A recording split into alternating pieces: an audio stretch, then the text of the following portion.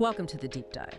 As part of the DreamClass team, today we're focusing our attention on something pretty crucial for you school managers and administrators. Yeah, navigating the world of homeschooling curricula. It can be complex. Exactly. Especially if your school is thinking about how to maybe better support homeschooling families or even considering expanding your own programs. Understanding this landscape is, well, it's key. Absolutely. And at DreamClass, we definitely see this. The sheer number of choices online, it can feel, well, overwhelming. It's a lot. It's not just finding any curriculum, is it? It's finding the right one for that specific learner. And then crucially, creating an organized way to manage it all. Right, getting the structure in place. And that's really what we want to unpack for you today. We've been looking at the different kinds of homeschooling curricula out there. And importantly, how a solid organizational system, something like DreamClass, can really be the thing that makes it all work smoothly. For families, yes, but also for your institution. Okay, so let's maybe start by mapping out the main categories we're seeing. What are the big buckets? Well, our research really points to four main types. You've got your faith-based curricula, then secular, then free options, which are very popular, and finally, those specifically for the really young learners like preschool and kindergarten. Okay, let's dive into the faith-based ones first. Names like Abeka, My Father's World, Sonlight seem to pop up a lot. What's the common thread there? Well, the defining thing is really how they weave a biblical worldview through, well, pretty much everything, all the subject. Not just religion class. No, exactly. And it's interesting, families choosing these aren't always just looking for religious teaching. They often value the emphasis on traditional values, character development, maybe a more structured approach than some secular options offer. That makes sense. Yeah, so you'll see direct Bible study, sure, but also things like history or science taught, often through a specific creationist perspective. Good insight into the why behind choosing them. Okay, let's switch gears. Secular options. What sets them apart? Oak Meadow, Bookshark, moving beyond the page. Right, so these are designed to be religiously neutral. And a trend we often see here is that parents going this route, they often really prioritize independent learning, critical thinking skills, even from a young age. Fostering that curiosity. Exactly. More focus on creativity, maybe what you'd call whole child growth, and a very science-driven view of the world. Okay.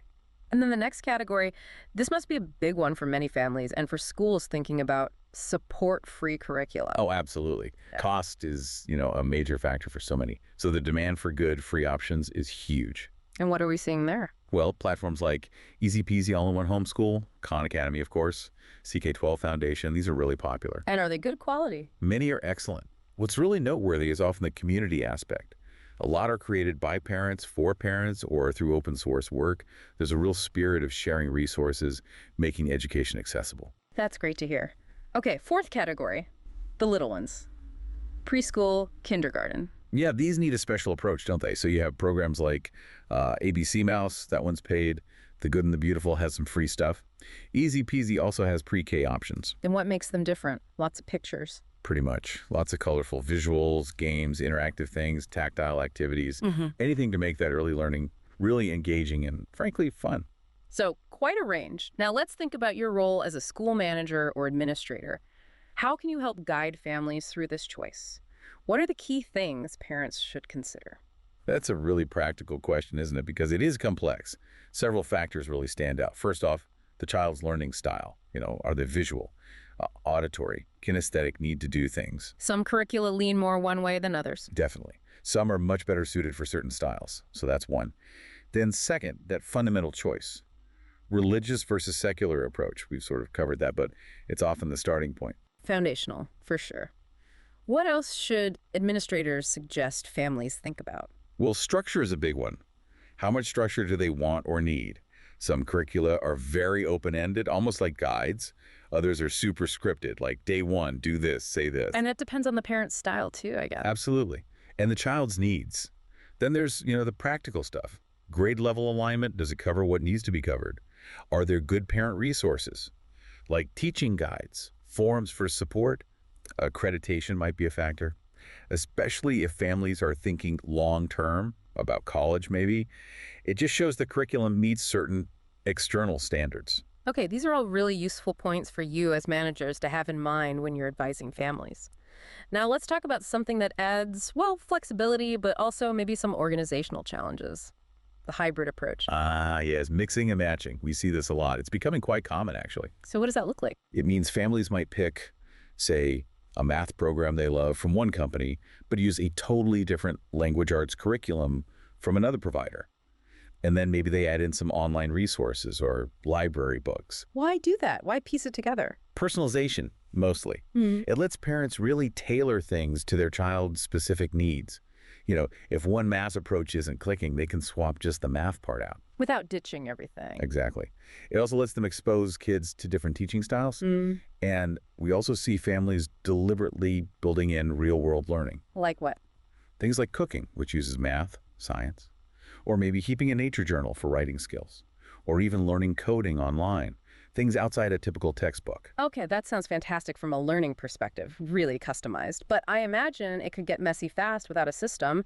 How do you keep track of it all? That is the challenge. And that's exactly where having really good organizational tools becomes, well, not just helpful, but essential. Because you're pulling from everywhere. Right. You need to track the scope and sequence, making sure you're covering the right topics in the right order, roughly, making sure things line up across subjects, documenting progress when it's not just about finishing chapter 3. It can become a lot to juggle. And I think this is where, from our perspective at DreamClass, we see our platform really stepping in to help you, the school managers and administrators who are supporting these families. Exactly right. DreamClass is designed for this kind of complexity. It lets you organize those individual learning paths, even if student A is using curriculum X for math and curriculum Y for science, while student B is doing something else entirely. So you can track progress against goals, not just against one specific book. Precisely. Track against learning objectives, regardless of the resource. And it has ways to document and even assess those real-world learning activities we talked about. It gives you that complete picture. Yeah. Okay, let's talk brass tacks for a moment. Cost. It's always a factor for families, and therefore it's important for you as administrators to understand, especially if you're thinking about support or resource allocation. Yeah, the cost can really vary wildly. You've got the free or almost free DIY end of the spectrum. Yeah. Maybe using mostly printables, online stuff. That could be, $0 up to maybe $50 a year for printing and supplies. Okay, then what? Then you get into sort of mid-tier options. Often these are like boxed sets for a grade level. Those might run, say, $200, $500 per year, roughly. And at the top end? Premium all-in-one programs. These can be $600, $800, even $1,000 or more per year per student. So it's a huge range. And these are just ballpark figures, obviously. Research is key. Definitely need to check specific providers. And it's not just the main curriculum cost, is it? There are often extras? Oh, that's such a crucial point. Yes. Yeah. Families need to budget for art supplies, maybe science kit material, software subscriptions, perhaps those enrichment classes like music or sports. It adds up. And that's valuable info for you as administrators. Yeah. Maybe you could offer resource lists or even look into group buys sometimes to help families with those costs. That could be great support, yeah. Okay, so a family chooses a curriculum, they've budgeted, maybe they're doing a hybrid thing. How often should they step back and ask, is this still working? And what are the signs that maybe it's time for a change? Good question. The review timeline really varies. Some families stick with something for years, others reassess every year, or even mid-year if things aren't going well. What are those red flags? Well, the obvious one is if the child is just consistently bored or really frustrated, or if they seem to be falling behind where you'd expect. Another sign is if the parent finds they're constantly skipping big chunks of the material or having to supplement heavily all the time. Like the curriculum itself isn't enough? Right. Or sometimes it's just a practical thing. The format doesn't fit the family's lifestyle or routine anymore. It makes sense. It needs to work for everyone. But you probably shouldn't jump ship too quickly if you start something new, right? Give it some time. Oh, absolutely. There's always an adjustment period for the student and the parent teaching it, even if it looks perfect on paper. General advice: give it at least a few weeks, maybe even 6, before deciding it's definitely not the right fit. Okay, so we've covered a lot. The types of curricula, how to choose, the hybrid model, costs, reviewing. Let's bring it back specifically to DreamClass and how it helps you, the administrators listening. Yeah, as we've kind of touched on, the sheer variety, the personalization, the potential for mixing resources, it all creates this real need for strong organization. And that's what DreamClass aims to provide. It's the backbone. Sort of, yeah. For you managers supporting homeschoolers or running blended programs, it's that central place. Organize the classes or learning paths. Track the progress, no matter the curriculum. Manage resources. Keep communication flowing between the school and the families. It really sounds like the central nervous system needed for what can otherwise feel like a very scattered approach to education. That's a good way to put it. So if there are school managers or administrators listening now who are thinking, okay, this sounds like something that could help us, what's the best way for them to learn more? Well, we actually offer a free consultation.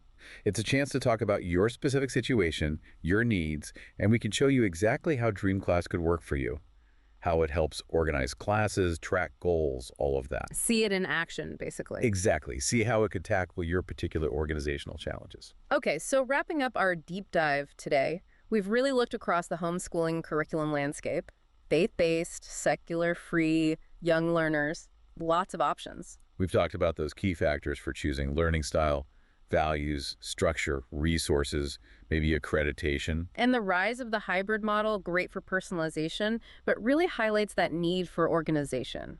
We touched on costs and the importance of reviewing and adapting. And I think the big takeaway is, while all this choice offers amazing flexibility, you really need that structured approach underneath it all. And tools like DreamClass can provide that essential framework. Which brings us to our final thought, really a question for you administrators listening.